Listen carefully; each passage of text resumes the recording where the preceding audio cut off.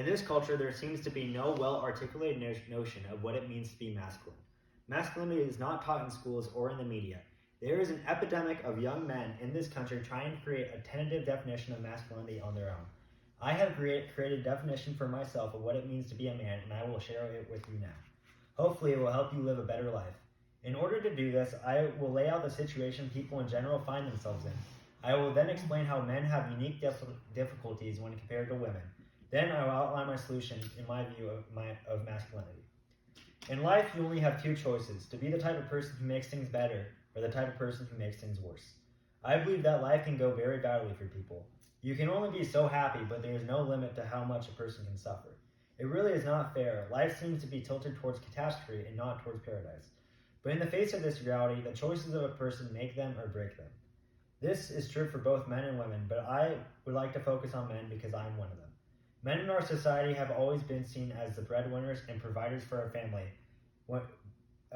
while women have not. Men have historically taken more of the pressure when it comes to their own success, while women have been coddled by society.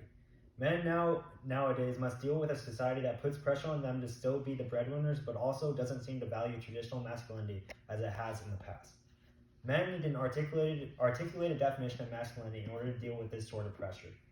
I believe masculinity is best conceptualized as heroic, that each man should think of himself as a hero, not in any sense of discompassionate or heartless hero who doesn't think about those around him, but in essence, if a man does not become a hero for himself, in other words, the person who is responsible for the quality of his existence and the actions he takes in this world, that man will certainly become depressed or nihilistic.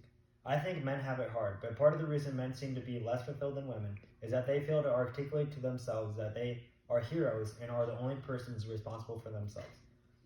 Men can become needy and dependent very fast in this culture, a culture that elevates sex as the supreme goal of a man. The fact is that is not true. The supreme goal of a man is to become the type of person that makes their life it makes